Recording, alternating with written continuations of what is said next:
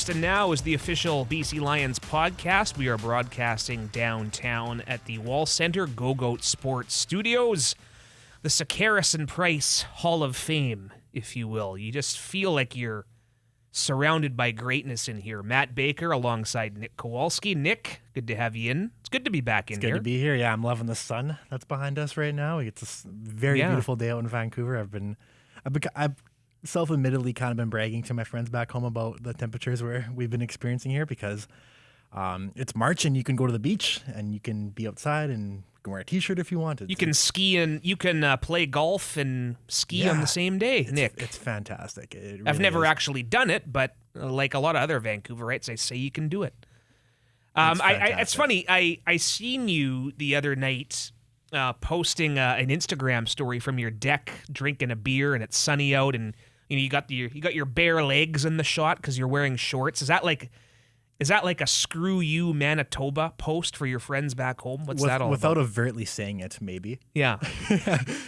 Bragging a bit, but I'm taking advantage of my balcony. I'm eating out there. I'm reading out there. I'm actually, Carolyn Cody, shout out. She gave me a book on the creation of NFL films, so I've been going through that. So I've been reading that on my balcony this past week. Yeah, we should do a little swap when we're done because she gave me one on how players became business entities. So the book is called Players, and it just talked about how the business of sport changed eventually over the years. Very interesting topic. Yeah, she gave us all books.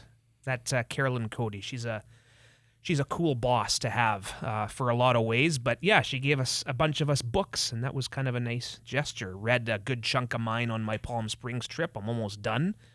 So there you go. Was that Steve Sable, Ed Sable involved in that? Yep, right off the top, yeah. The creation of them and the enterprise they really built with they call it the greatest propaganda tool in North American sports history, which I think is pretty accurate to say. Pretty accurate description, yeah. So look forward to perhaps getting that from you when you're done. Great to be back in here. We're about, 45, 46 days away, something like that, from being in Kamloops, speaking of the sunny weather. And yeah, we were driving downtown here today to record this on a Tuesday, to be precise. Not everyone listening on Tuesday necessarily. It is the podcast world. But yeah, you see the snow on the mountains, not a cloud in the sky. Football is in the air. We're going to continue our alumni series today with a man who has a pretty cool distinction, Bobby Singh, former offensive lineman for your BC Lions. For those that don't know, the only player in history to date who has a Grey Cup, Super Bowl, and XFL ring. So we'll get into that. There's Carmen. Our friend Carmen, Matt's lady friend. There you go. I know those getting distracted by the waving walking past the window here. So we're going to talk to Bobby Singh and talking about this alumni series. We've had Paul McCallum, we've had Solomon Elamimian, and we look forward to bringing more of these guests here for your listening pleasure between now and the start of training camp when things really kick off. But before we get to Bobby, it is kind of an exciting week for a couple of reasons. We'll backtrack to last week, actually, where BC Place officially announced its $5 menu. Some select items are going to be available for $5 at a couple of concession stands outside sections 201 and 227. Very excited about this. I have a piece up at bclions.com. Spoke with BC Place's general manager, Chris May. Very excited about this. Beers, nachos, hot dogs. There's going to be a couple of specialty items probably coming on certain event nights. Not just Lions games, but every event at BC Place. Very excited about that. Yeah, it's what the people wanted, right? Got cheap options for pretty much all the best food options and drink options, too, that you can have at BC Place. So it's exciting to hear. It's been a popular topic, and it gained a lot of traction, too, rightfully, too. Yeah, people, for the most, a couple of people are concerned about maybe the lack of locations, but this is very much a trial process to start. There could be more at some point, and we're going to see how it goes. As mentioned, there's a Red Hot Chili Peppers concert in there this week, in fact, so I'd be interested to get some feedback from people going to that concert who test it out. But Chris, and you'll see this again at bclions.com, he was flat out saying that, yeah, many of our customers, they pay for expensive seats, they pay for suites, and they want the expensive dining options. But the reality is many consumers don't have that disposable income and don't have as much time commuting into downtown. It's always the dilemma. Okay, we find a spot to eat dinner before the game. Not easy downtown Vancouver on an event night. So time and money as well, the major factors here. And again, very interested to hear how people consume this starting forward. For sure, too. And I think it could even get more people into the games earlier. Myself, I like when I go to sporting events, I like watching the warm-ups personally. I like getting there early. So instead of, going to a restaurant or planning out where you can maybe get cheaper options beforehand, and now you can actually go to the stadium beforehand and watch the warm-up, get there early, get in that atmosphere earlier, get ready for the game earlier. And just an exciting time overall, especially too that it's going to be, I was thinking about this yesterday that we're going to get into the game themes, but just seeing that Saturday 4 p.m. pop 6 up of in them. the summer. Yeah, it just seems like a perfect combo for this summer. Yeah, and that leads us into the other big announcement this week, our game themes for 2023. Most of them, a couple of cool announcements to come down the road here very shortly. But we'll quickly list them here before we get Bobby Singh on the line. Of course, June 17th is our second game of the season, but our home opener. Concert kickoff, again, we're calling it. The artist for pregame will be announced in short order sometime in the next couple of weeks, we hope. That's our plan. But you're going to see a couple of familiar elements brought back on this night, June 17th, again, Saturday, 4 o'clock. A backyard block party off Robson. Robson and Beatty area closed down. Probably some more musical entertainment. Games for the kids. Cheap drink and food options. Our newly revamped kids club will be on hand. So some cool activities for the games. A mini football combine for the kids type of thing. We'll actually debut that in preseason June 1st, but plenty to like on the concert kickoff. Oh, right off the bat, they're coming in hot with probably, I don't know if this is chalk by saying this is the best theme of all of them, because it was such a hit last year, and it looks like it's going to become a staple in this league and a big spectacle, and people are going to want to travel, at least for the opposing teams, they're going to want to travel and make sure they can go to that concert and make a trip of Vancouver out of it as well. So it's a good way to really kick off the summer as implied in the name. So that leads us into the 9th of July when the Montreal Alouettes come to town. Montreal's first visit to BC Place since 2019, by the way. Sunday, again, 4 o'clock. Fam Jam. We're going to have a lot of family-themed activities going on. Again, great for the kids. We're going to do a little scavenger hunt. There'll be some bouncy castles, face painting. Mascots, Leo, Rory, select others will be roaming the concourse to get a chance to interact and play with them because, again, getting young kids in and making these family events, that's the idea with some of these early kickoffs. Always fun for the whole family. Yeah, and especially that it's on a Sunday, too. This is a good way to wrap up your weekend, make a full day out of the Sunday. You don't have to worry about staying out late or nothing like that. It's 4 p.m. kickoff again, so that should be another good one. Here's one I'm really excited about. July 22nd, the first visit from Saskatchewan. We're calling this Watermelon Smash, Nick. First off, those who are at Lion's Den in Regina, remember the live band, Fog Dog? Oh, yeah. Great. They're going to be performing at the tailgate at Terry Fox Plaza. Okay. I'm very excited about that, but Watermelon Smash, there's going to be, again, more of this will be announced as we get closer to that specific game, but there's going to be some tailgating out front themed to both fans. Of course, the Riders, they travel well, that fan base. Some live here, some travel. And there's going to be some events for those fans specifically. For the Lions events, we're going to be smashing watermelons. There'll be some watermelon eating contests, really playing up to the opponent theme for this one.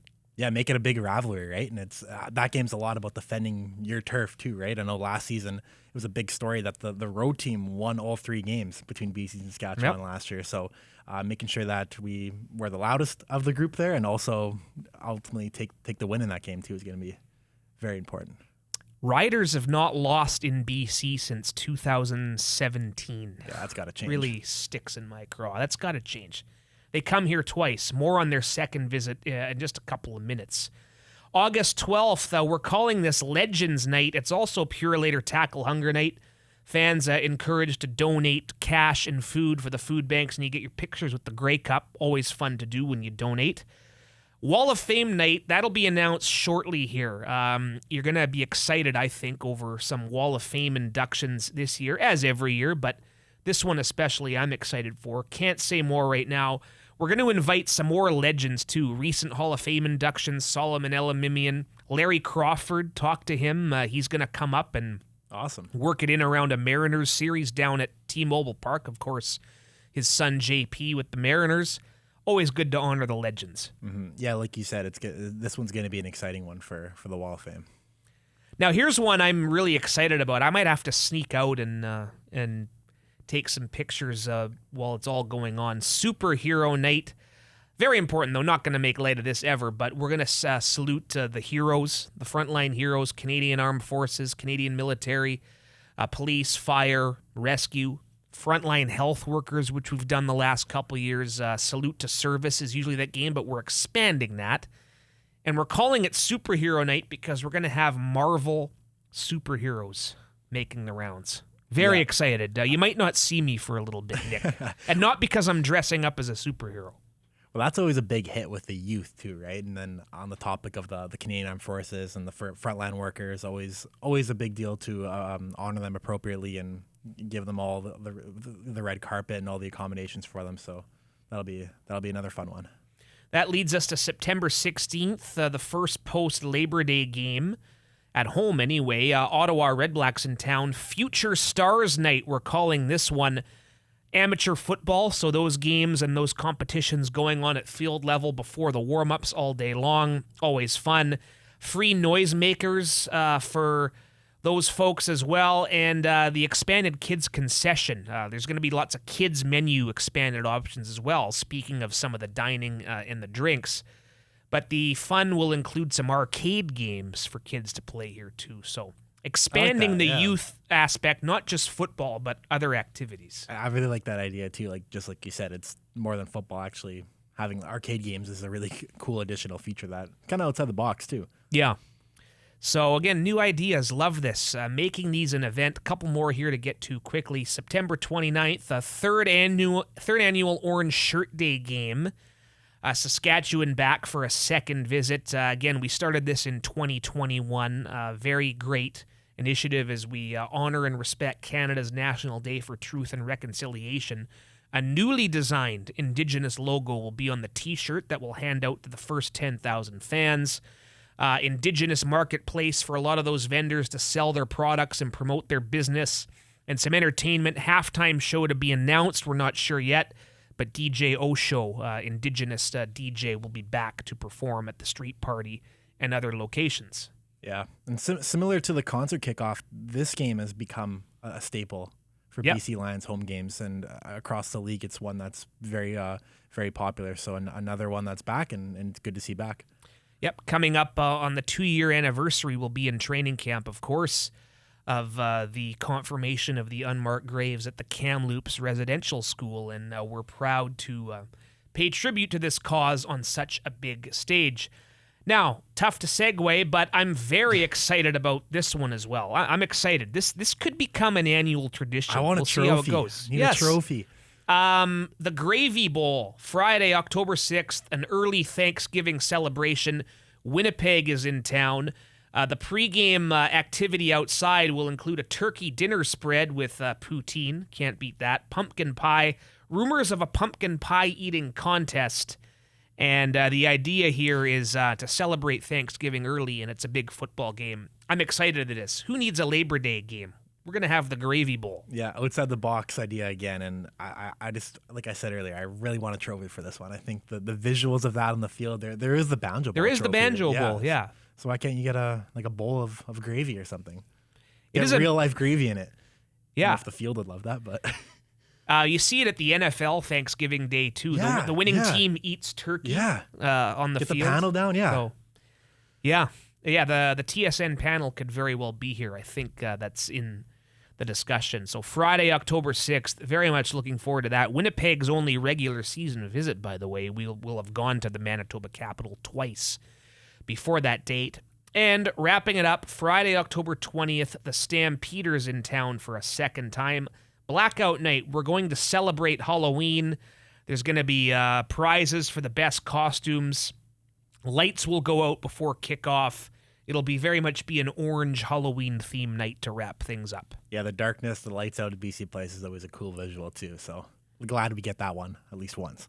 Yes, and then we'll have a bye to wrap it up, and then we'll have another bye hopefully before hosting the Western Final at BC Place. So bclions.com, your season ticket info. Single game tickets, by the way, go on sale May 4th. So we'll be pumping that as it gets closer. But if you want to experience more than one of these themes, plenty of ticket pack options available. Love me some game themes. All right. First and now, the official Lions podcast will make way for Bobby Singh coming up here.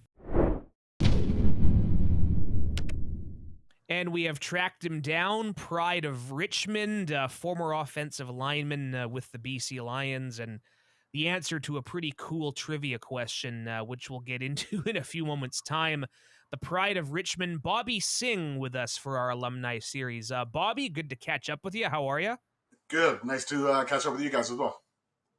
So what's we've seen you at the odd game, the odd alumni event, still very much involved, still very much a Lions fan, as you are, but what else is keeping you busy these days? Cleaning company, right? Yeah, I got a commercial cleaning company, so just been running that since 2009, since my last year playing. That is doing a metabolic health company with my friend Mark Uyama in the States, doing a couple investments, and that's about it. Trying to stay busy. 2009, you last suited up. Again, you're a two-stint Lion guy. Forgot you came back there at the end. You came back home. Hard to believe it's been, 14 years since you hung up the pads? Where's the time go? Yeah, it flies by. I mean, it's, in all honesty, in 2009, I knew I was done. And it was to come back, when I spoke with Wally, it was to come back as a backup role. And so, the previous year I played half a season with Winnipeg, and I started my cleaning company in 2009. And I thought, what better way to, bring clients to games, get in the locker room. Like I was a player, so I had access to everything. So for selfish reasons, that's why I came back. I ended up playing a little near the end of the season, but I knew it was time to hang it up. And I think, coming back that way, gave me some closure because, I've talked to a bunch of guys. If you get cut and you're not ready, when you get cut, you almost have a bitter taste in your mouth. And that's almost how I felt in 2006, but at least, 2007, I signed with Calgary. But yeah, look, I got some closure coming back in 2009 and, still a season ticket holder, get out to as many games as I can. Yeah. We'll backtrack a little bit before that. Growing up in Richmond, McNeil Secondary, I think it was. What led you to pursue football, Bobby? Richmond High. Richmond High, yes. Yeah. So we have pride out here. We always stomp on Steaston Packers. So it's Richmond High and Palmer, my schools. Sorry, what was the question? You threw me off there. Yeah, I was saying. R.C. Palmer, I read somewhere. I was obviously misinformed, but the Richmond Colts, that's obviously a football power. What made you want to pursue it as a kid, though? Well, when I was born, I was 16 pounds, something ounces, so I was already big. I came out, my mother, very big.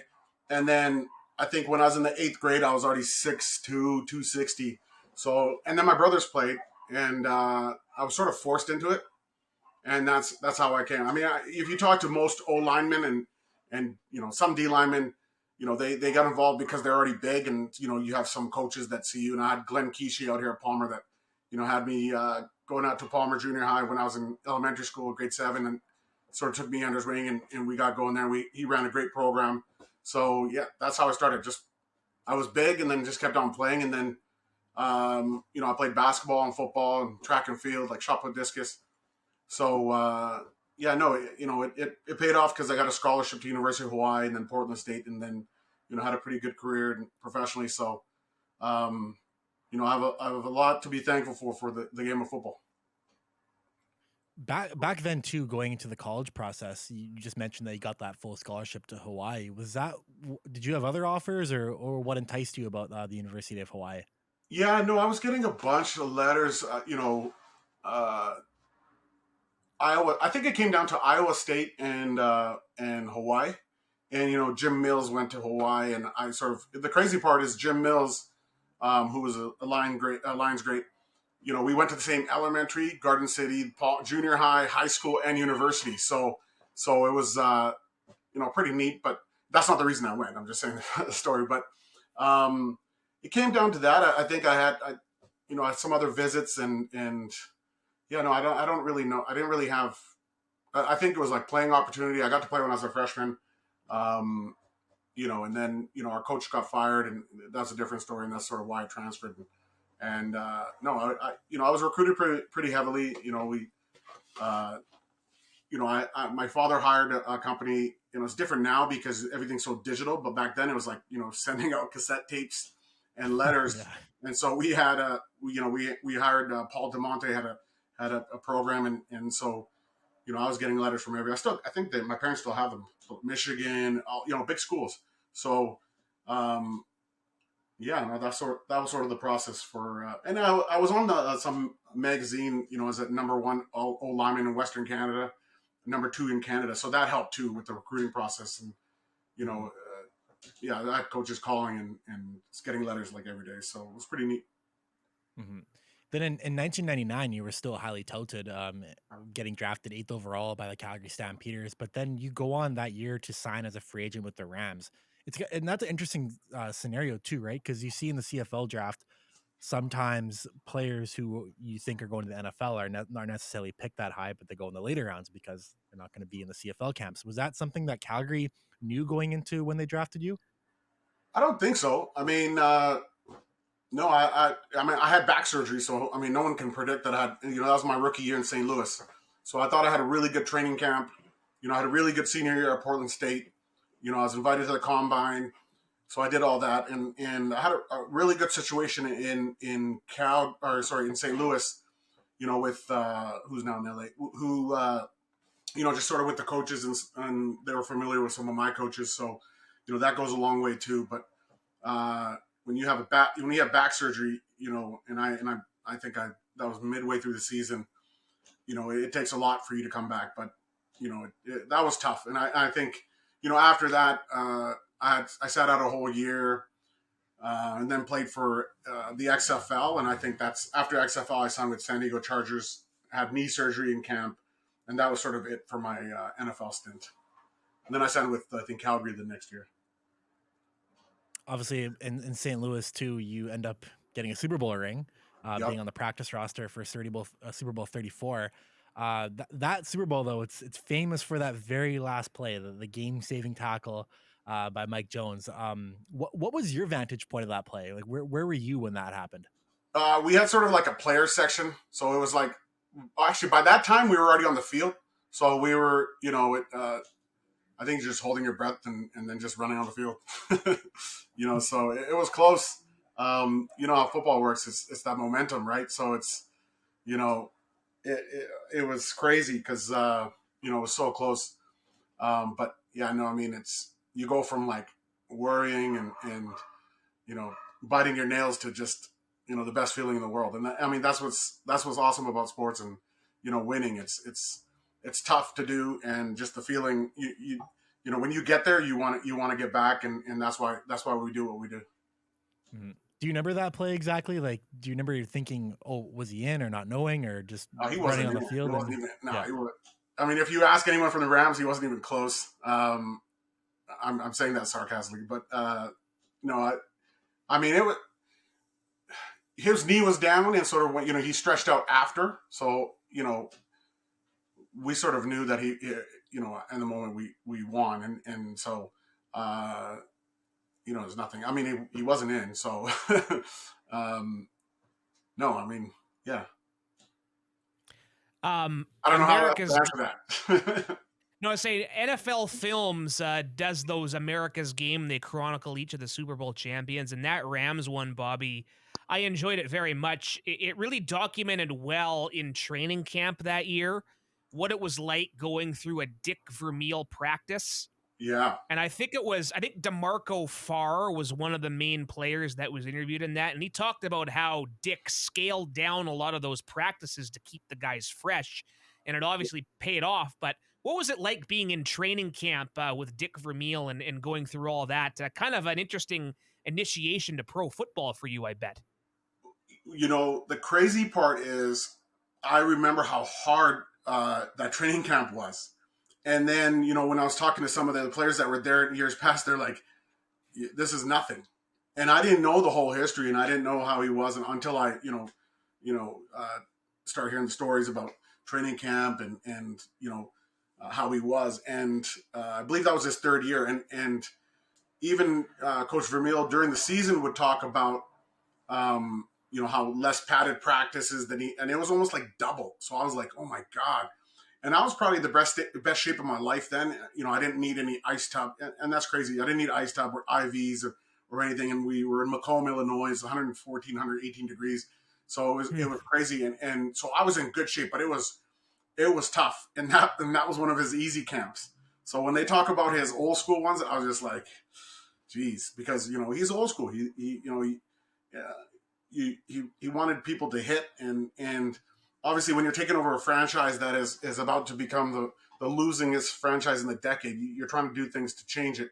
And I think he learned fast that, players don't react by you killing them. You can kill them a little bit, but you got to respect them and, treat them like humans. And then you get more results, coaching that way. Of course, the Kurt Warner story came out of that year. Isaac Bruce, Torrey Holt, Marshall Falk, the greatest show on turf. Do you kind of have to pinch yourself when you think how closely involved you were with that, Bobby? Yeah, the crazy part is, even though I was on practice squad, I still feel like I got ripped. I should have been activated. There's a long story, politics. I've been on the good side and bad side of politics, so it is what it is. But like I was blocking for Kurt, all preseason until Trent went down. So and even I lost my brother that year, so I went through a lot. And I still remember in the shower coming back, and Kurt was one of the guys that actually talked to me because he lost his wife's family went through a tornado or something, and he was talking how devastated they were, and just for him to do that, this is already when he became like Kurt Warner, so. Just a special guy. And that's what we had. We had some good veteran leadership. And then we had some raw, like Torrey Holt, some of those youngsters that came in, they're just beasts. And obviously Marshall Falk was just another level. But, situations like that I'll never forget Kurt Warner, for having a talk, something like that. And not only that, but he signed every Sports Illustrated I brought to him that someone from my family wanted. So he always accommodated that way too. And then, so Bobby, 2 years later, in 2001, you joined the Los Angeles Extreme of the XFL. Win another championship there, and it's the XFL's inaugural season. But what are some of the first things that come to mind when you recall your XFL experience? It was fun. It was crazy because our coaching staff was with, I think Amsterdam drafted me in the NFL Europe. So that was the coaching, but I failed my physical for my back. And sort of, that coaching staff took on the role at LA. So they drafted me there. And it was just a great, I think the experience was, we won the whole thing. That was good. But just our training camp experience when we tried, I believe, we did 2-a-days where they were different. We were done by like 1 p.m., but it was like back-to-back practices. And for us, our O-line coach, we had 2 mini camps, and our starters were there every mini camp. And Coach Levy was our O-line coach, and he was like, we did a 2-hour practice, and then had a 45-minute break, and then an hour, special teams. And that special teams time, he would take us in the corner and we'd tell jokes and stories. So our bodies were fresh. And then Coach Luganbill, we had a tough training camp, where it's padded, most of the times. And he said, and he was a sort of like a Dick Vermeil type coach where he's always hard on the guys. And he said, you know what, if you guys learn how to practice in your shells, which just a soft, without the hard cover on with shoulder pads. If you guys learn how to practice, it's more about speed and technique. If you guys learn how to practice, you won't be in shoulder pads the rest of the year. So we're all like, yeah. I mean, it's little things for the players, And then we come in first day, we see on the chalkboard that it's full pads. So we're like, oh, that's BS, And then so he called us in, before the meeting started, the practice started. He said, the reason you're in full pads is the way you guys finished yesterday is. I'm just not going to cut it. We're going to be, if you guys practice like that, we're going to be in shoulder pads all the time. And that was our last full padded practice. So again, it was just the way we practiced, speed, and we just had some studs too. Tommy Maddox, Jermaine Copeland, Rashawn Sheehy. Like it just worked out. And, we lived in, LA, which is like, our Vancouver weather today. It was like that, but a little warmer every day. So it was nice. When you win it you forget about all the bad times, but it was, it was smooth. I loved it. And I was actually really, really heartbroken when the league folded. And, it was because I had fun. You made good money. You played 10 week a season, and it's, I was devastated, but, it's part of the business when you play in, not the NFL, I guess. And, but other than that, I had a great time. Yeah, it sounds like a pretty fantastic scenario being in Los Angeles. Then 3 years later, it's your first season with the BC Lions. That's 2004 when Casey Printers wins MOP, throws 5,000 yards. There's G. Simon having over 1,700 yards. Jason Claremont, I think, won the most outstanding Canadian. We talked about the greatest show on turf, but was that kind of the closest you've been to another greatest show on turf up in Canada? No, I'd say the 2016. We were, the only reason I say that about the 2014 because we were talented, but we lost at the end of the day. 2006 we won. We had some studs with Claremont that you mentioned, obviously G-Roy's G-Roy. I just think that was just the years of Wally. Putting everything together, and he was in Calgary for so long, and I think he took the right pieces from Calgary.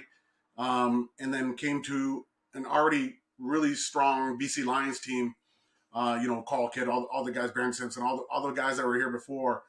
And you added some of the studs from Calgary, and that's what you got. And, Wally, we keep on talking about these coaches, but Wally's similar to Luganville and Vermeil, like old school, grind it out. And, I think in 2006, I think Coach Benavides, spoke to Wally about loosening up a little bit during our, not so hard on us during our playoff run, practice wise. And I think our schedules changed a little. And again, I think we got better results that way. But it's I think 2006 team. Well, all 3 years. 2005 was tough because we had that. We started off 10-0, and then we sort of essed the bed.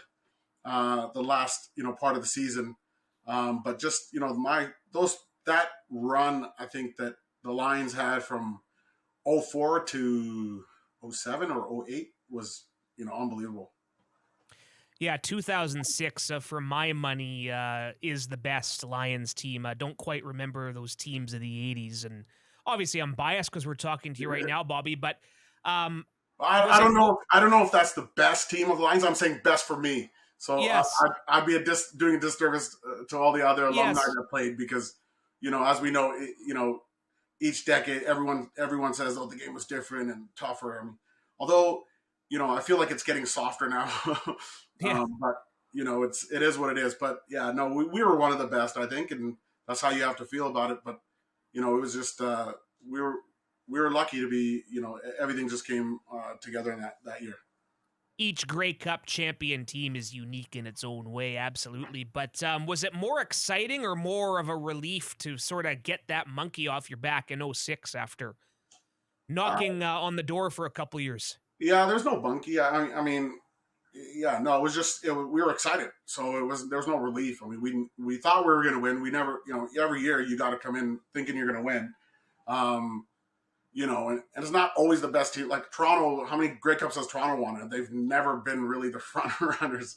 You know what I'm saying? So you just got to be lucky, but if you are on a talented enough team, and I think Winnipeg is like that now, where you can get away with, having a couple bad, plays or here and there and still be in the game. But I really think, and this is what Wally tried to do was, in the CFL where you get a bye and then 1 week, you play and then you're in this Grey Cup or not. But, if you dominate, like say, for example, Winnipeg, they dominated and you're done. So you're not playing any meaningful games late in the season or even for like 2 months. So I think that does a disservice. So, I think that's what Wally had to deal with a lot in Calgary and then BC is, when you have a first round bye already, in week 14 or whatever it is, you got to figure out how to, manage and coach your team. So, it's tough. And Winnipeg saw that this year. Yeah, very well said. Sorry, indeed. My dogs are barking. If that's too loud, I can shut the window. They must, they obviously agree with what we're saying, Bobby. So, we'll end it on a good note, though. You, of course, have the distinction, the only player ever to have a Grey Cup, Super Bowl, and an XFL championship ring. How much fun is it to be part of that trivia question? It's fun. It's pretty neat. It's I think anytime you win in sports, that's the ultimate. You talk to guys that played in any league or from junior high and high school, they remember who the winners are, right? So I think it's fun because you can ask me something that happened last year and I won't remember, but we can rehash some of these things and I can recall some of my players because it's like half the year your life is devoted to your teammates, your coaches, and you become you build such a bond. I think that's what makes it so exciting and just bring back the memories is it's fun, but it's also that's why it's so nice to see some of the guys when you don't see them for a while or if they're in town. It makes it special. And before we let you go, wanted to ask you, I know you like coming to games now. You take in those sideline seats, or where do you like to sit? We did the sideline seats last year, and I thought they were really. I would hate that as a player because I hate that. That's how Montreal, I believe, and Ticats were, and I hated that as a player, and especially lineman because you got to run further when the ball's on the other side. So, when you got one team on one sideline, you can sort of cheat over the way, and that's just me being lazy, but. And then plus you got the other team on your side. I don't like that, but I think it's a smart move business-wise because it just adds another aspect. I love those seats. And, we've had them there last year. And then, we had the club seats before, which is the club section I love too. It's just, you got your food and access and waiters and all that stuff. So that's what I like now, just more about convenience. But, the field was nice because you can come in off I didn't have to take any stairs.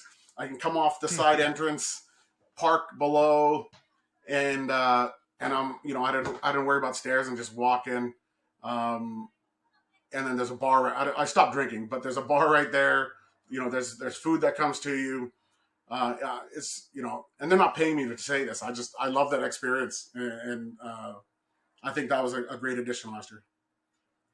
Yes, always think of it in terms of a consumer as well, which we are at times. And the experience makes it that much more exciting. Hey, listen, this was long overdue, my friend. We're glad you were able to stop by, and we'll look for you on the sidelines this year, Bobby. Thank you. Awesome. Yeah, thanks, guys.